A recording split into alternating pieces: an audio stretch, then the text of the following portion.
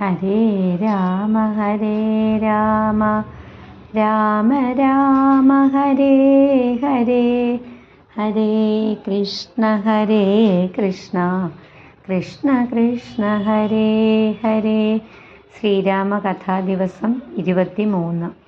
ഇന്നത്തെ വിഷയം ഹനുമാന്റെ ലങ്കയിലെ പരാക്രമം, അശോകവന നശീകരണം, രാവണന്റെ സദസ്സിൽ ഹനുമാൻ.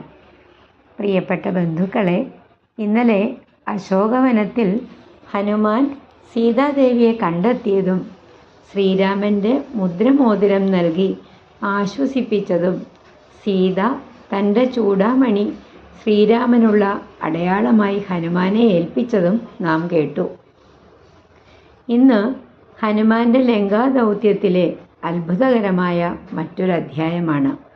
സീതാദേവിയെ കണ്ട ശേഷം ഹനുമാൻ ചിന്തിച്ചു, സീതാമാതാവിനെ കണ്ടുവെന്ന വാർത്ത മാത്രം കൊണ്ടുപോയാൽ മതിയാവില്ല. ലങ്കയുടെ ശക്തിയും രാവണന്റെ സൈന്യവും മനസ്സിലാക്കണം. അതിനായിട്ട് അദ്ദേഹം ലങ്കയിൽ തൻ്റെ പരാക്രമം പ്രകടിപ്പിക്കാൻ തീരുമാനിച്ചു. സീതാദേവിയുടെ അനുഗ്രഹം വാങ്ങി ഹനുമാൻ അശോകവനത്തിൽ തന്നെ തുടർന്നു. ഹനുമാൻ തൻ്റെ ശരീരം വലുതാക്കി, വൃക്ഷങ്ങൾ പിഴുതെറിഞ്ഞു, വള്ളികളും പൂക്കളും തകർത്തു. അശോകവനം മുഴുവൻ കലങ്ങി. രാക്ഷസന്മാരൊക്കെ ഓടിയെത്തി. അവർ ഹനുമാനെ ആക്രമിച്ചു.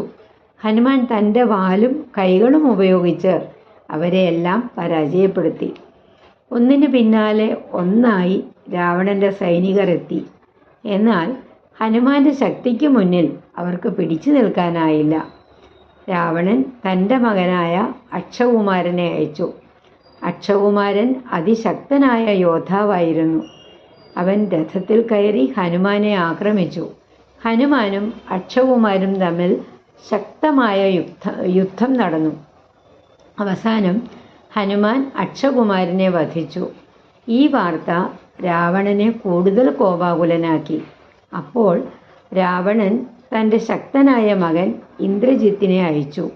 ഇന്ദ്രജിത്ത് ഹനുമാനെ സാധാരണ ആയുധങ്ങൾ കൊണ്ട് തോൽപ്പിക്കാൻ കഴിഞ്ഞില്ല. അവസാനം അവൻ ബ്രഹ്മാസ്ത്രം പ്രയോഗിച്ചു.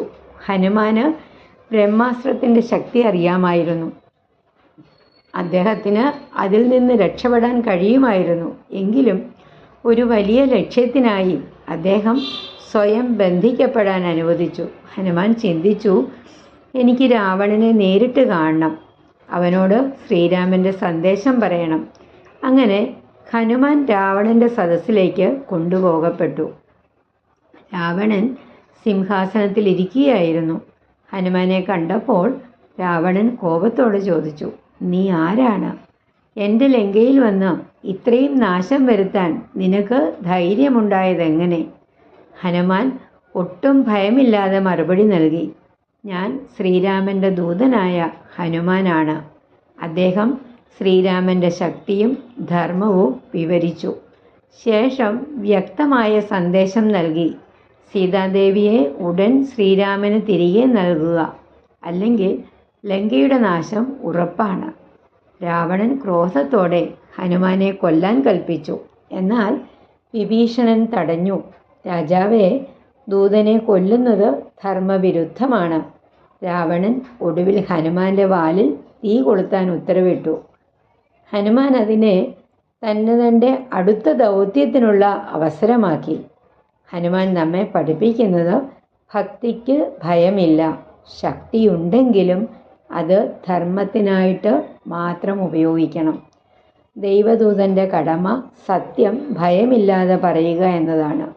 ഹനുമാൻ ലങ്കയിലെത്തിയപ്പോൾ അദ്ദേഹത്തിൻ്റെ ലക്ഷ്യം വെറും ശക്തി പ്രകടനമായിരുന്നില്ല.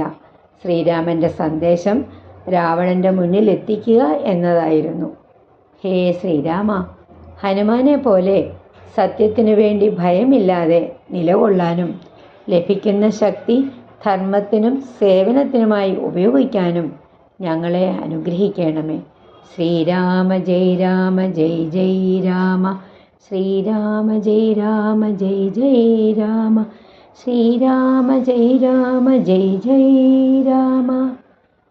ഹനുമാൻ വാലിൽ തീ, ലങ്കാദഹനം, സീതാദേവിയെ വീണ്ടും ദർശിക്കൽ, ഹനുമാന്റെ വിജയകരമായ മടക്കം, ഇതൊക്കെ നാളെ നമ്മൾക്ക് കേൾക്കാം. ഹരേ രാമ രാമ രാമ ഹരേ ഹരേ, ഹരേ കൃഷ്ണ കൃഷ്ണ കൃഷ്ണ ഹരേ ഹരേ. ശ്രീരാമചന്ദ്ര കി ജയ്.